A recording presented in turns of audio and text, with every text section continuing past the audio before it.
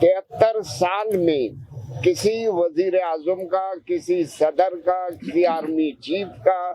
किसी वजीर वज़रा का भी नाम 4 बार ईसीएल में नहीं डाला गया है कि जो मेरा नाम ईसीएल में चौथी बार डाल रहे हैं। वो हमारे तंजीम के रहनुमाओं को मुख्तलिफ तरीकों से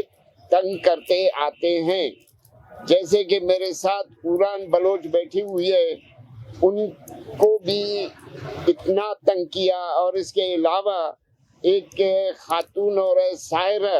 उनको भी धमकियां दी गई हैं और दी जा रही हैं। बुनियादी हुकूक में आ रहा है आपका कि यानी किसी भी शख्स के खिलाफ एडवर्स आर्डर पास करने से पहले आप उसको जरूर सुनोगे, लेकिन ऐसा मामा के साथ सच कुछ भी नहीं हो रहा कि मामा अपने एक पैरामीटर में चलना चाहते हैं, और पैरामीटर ये है कि वो अपने जितने भी कौम के ऊपर जबर है, जुल्म है, उसको मामा दिफा करना चाहते हैं। ना मामा के खिलाफ कोई एफआईआर दर्ज हुआ है, ना मामा किसी क्राइम में मुलविस है, ना मामा ने कोई करप्शन किया है कि ताकि उसको मुल्क से बाहर जाने न दिया जाए और वो जाके वापस ना आए। बिस्मिल्लाहिर्रहमानिर्रहीम। मुअज़्ज़िज़ साफ़ी हज़रात, हम आप लोगों के मशहूर हैं कि आप मुअज़्ज़िज़ साफ़ी हज़रात हमारे प्रेस कॉन्फ्रेंस को कवरेज करने के लिए आए हैं। हम उम्मीद करते हैं कि आप लोग हमारी आवाज़ बनोगे। मुअज़्ज़िज़ साफ़ी हज़रात, 2015 में जब मैं अमेरिका जाने के लिए कराची एयरपोर्ट पहुंचा तो इमिग्रेशन के मराहल से गुजर कर लाउंज में जाकर बैठा तो वहाँ पर एयरपोर्ट इंतजामिया और दिगर का सरकारी अदारों एहलकारों के पास आकर मुझसे किसी ने कहा कि मेरा नाम ईसीएल लिस्ट में है, मैं अमेरिका नहीं जा सकता। तो उन्होंने मुझे अमेरिका जाने नहीं दिया। फिर मैं सिंध हाई कोर्ट में अपील दायर की कि मेरा नाम ईसीएल लिस्ट से निकाला जाए। सिंध हाई कोर्ट ने जवाब तलब कर दिया कि मामा कदीर बलोच का नाम क्यों ईसीएल लिस्ट में डाला गया है। तो हुकूमत सिंध हाई कोर्ट को मुतमईन नहीं कर सका, तो सिंध हाई कोर्ट ने हुकूमत को हुक्म दिया कि मामा कदीर बलोच का नाम ईसीएल लिस्ट से निकाला जाए। तो मेरा नाम ईसीएल लिस्ट से निकाला गया और अदालत ने ये भी हुक्म दिया कि मुझे भी इतला किया जाए अदालत को कि उनका नाम हमने ईसीएल से निकाला है। मुअज़्ज़िज़ साफ़ी हज़रात, दूसरी मरतबा 2018 में मेरा नाम दोबारा ईसीएल में डाला गया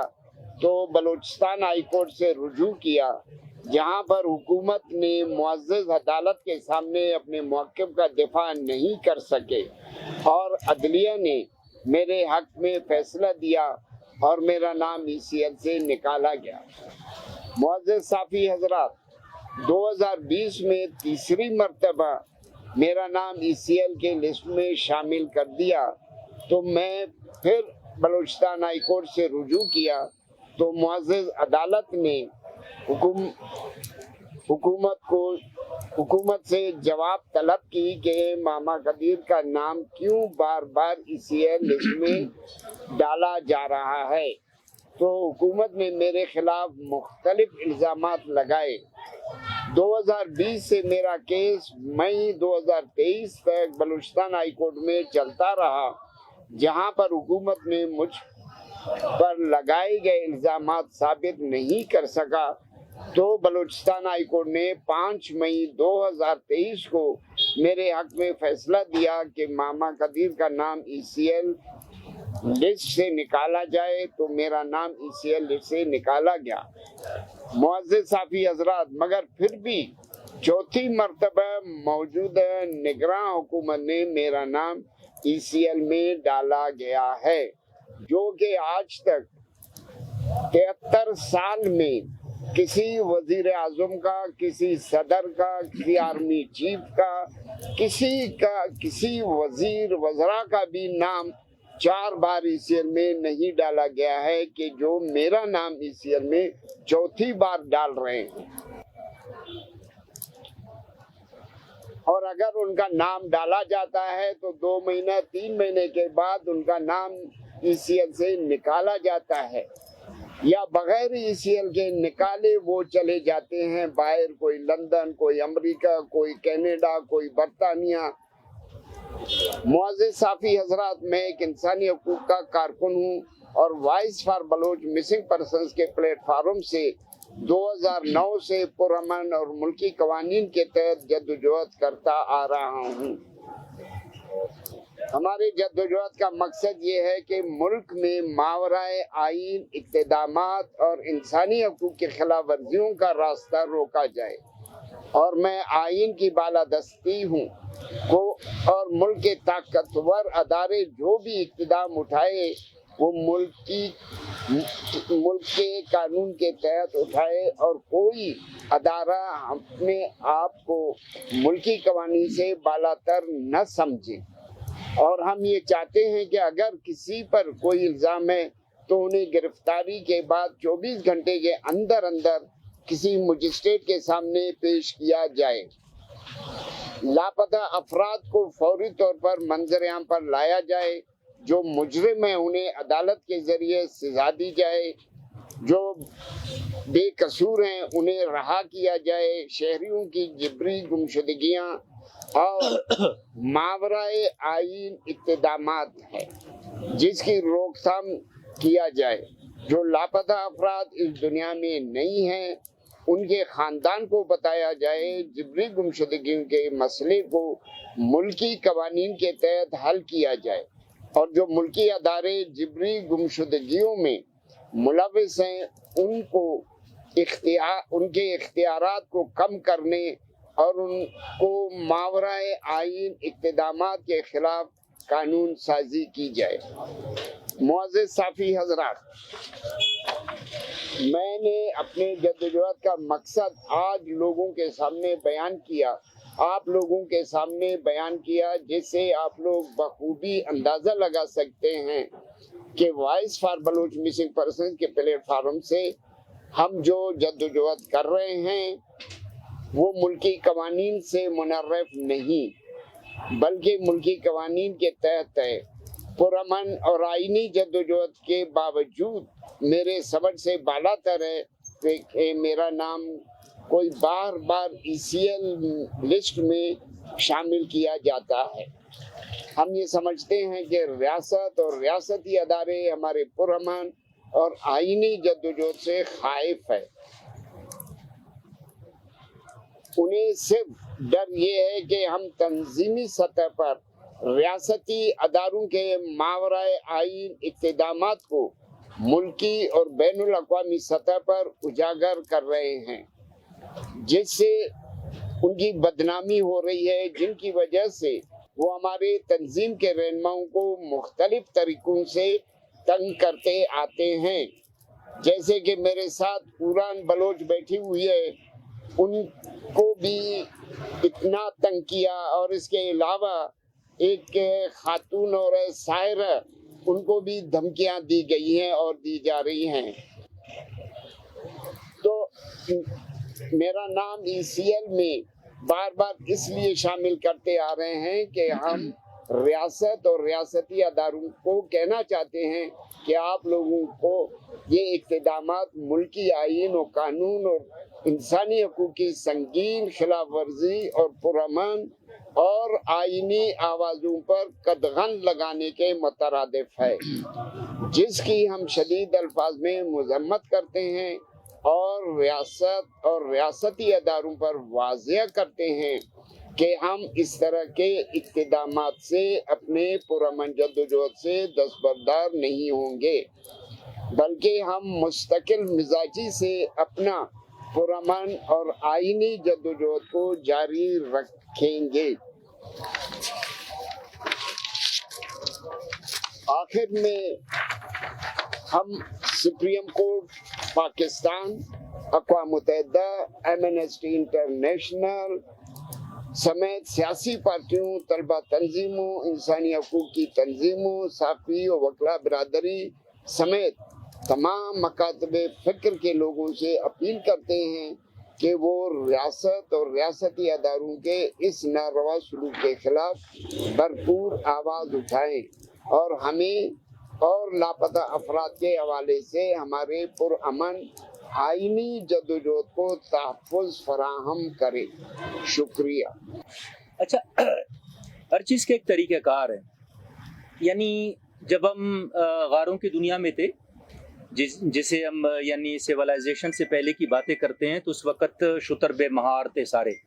یعنی رائٹ از مائٹ، جیسے فریڈرک نیٹشے نے کہا کہ جو طاقتور ہے وہ دوسرا مظلوم کو محکوم کو کچل سکتا ہے۔ لیکن اس کے بعد دنیا آہستہ آہستہ سیولائز ہوتا گیا، تو سیولائزیشن کے بعد جو ریاست پاکستان ہے، جنیوا کنونشن کے تحت ریاست پاکستان نے باقاعدہ وہاں پر اپنے سگنیچرز کیے ہیں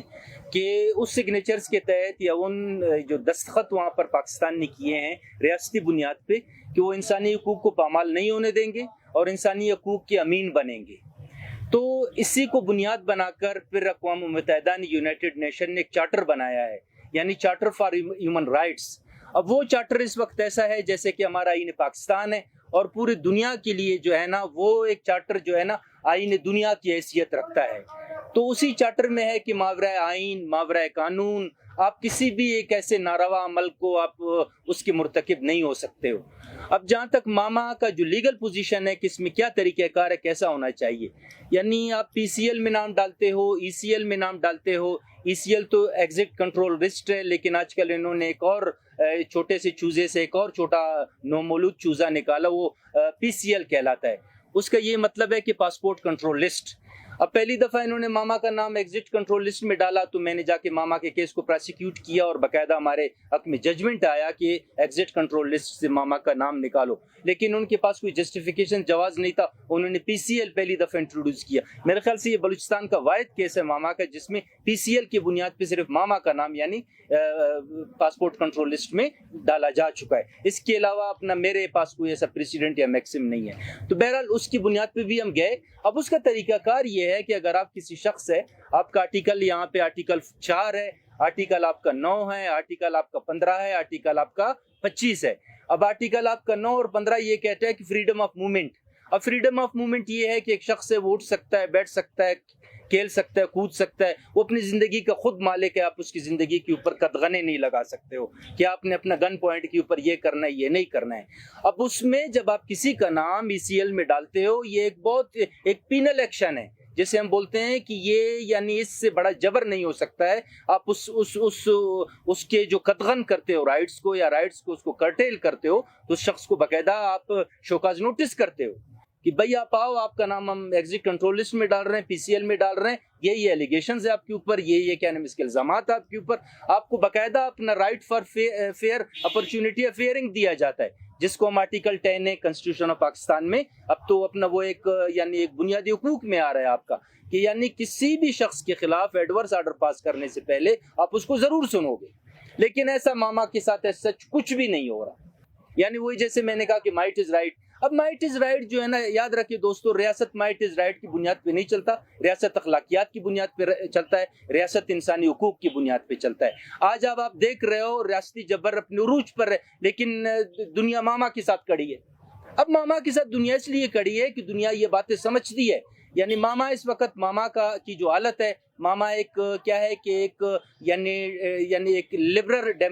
ڈیموکریٹک لیڈر ہے، یعنی ماما ایک نیشنلسٹ بھی ہے، لیکن نیشنلسٹ اس بنیاد پر ہے کہ ماما اپنے ایک پیرامیٹر میں چلنا چاہتے ہیں، اور پیرامیٹر یہ ہے کہ وہ اپنے جتنے بھی قوم کے اوپر جبر ہے، ظلم ہے، اس کو ماما دفاع کرنا چاہتے ہیں۔ تو بہرحال اسی خدشات کے تحت جو ہے نا، اب ریاست کے پاس ان باتوں کو دفاع کرنے کے لیے کچھ نہیں ہے، ریاست کا بس ایک ہی کام ہے کہ ماما کے پر کاٹو۔ اب یعنی قصہ مختصر یہ ہے کہ نہ ماما کو شوکاز نوٹس ہوا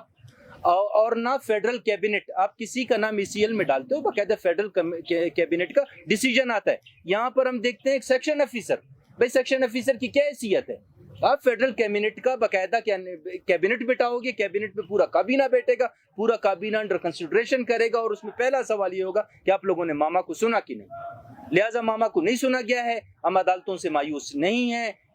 اس مرتبہ پھر ہم نے اپنے ان کے جو ابھی اس وقت انوار اللہ کاکڑ نے جو ہمیں ایک تحفہ دیا، یا ہمیں جو اپنا سرفراز بگٹی نے ایک تحفہ دیا، حالانکہ سرفراز بگٹی خود کو سن آف دا سوائل کہتا ہے، خود کو بلوچوں کے بہت بڑا اپنا وہ سمجھتا ہے کہ میں بلوچوں کا امین ہوں، تو یہاں پر آپ بلوچیت کا مظاہرہ کرو نا، یعنی ہم تعصب کی بات یہاں پہ نہیں کر رہے ہیں, ہم خالصتاً آپ اپنی بلوچیت پہ آؤ, یعنی بلوچیت کی بنیاد پر آپ کو نہیں پتہ کہ ماما کے ساتھ ظلم زیادتی ہو رہا ہے, ہر بات کا آپ کو علم ہے, لیکن آپ ود اسٹروک آف پین ایک سیکشن آفیسر کو یہ ڈکٹیشن دیتے ہو اور وہ وداؤٹ یعنی فیڈرل کیبنٹ کے بغیر اپنا منٹس بھی ماما کے خلاف پاس ہوتے ہیں اور دوبارہ ماما کا نام آپ لوگوں نے ECL میں ڈالا ہے. تو اب میرے خیال سے آپ دوستوں کو سمجھ آ چکا ہوگا کہ کیا طریقہ کار ہے کسی کے نام کو ECL میں ڈالنے کے لیے یا PCL میں ڈالنے کے لیے. ریاست اور ریاستی اداروں کی ذہنیت ہے, ہمیں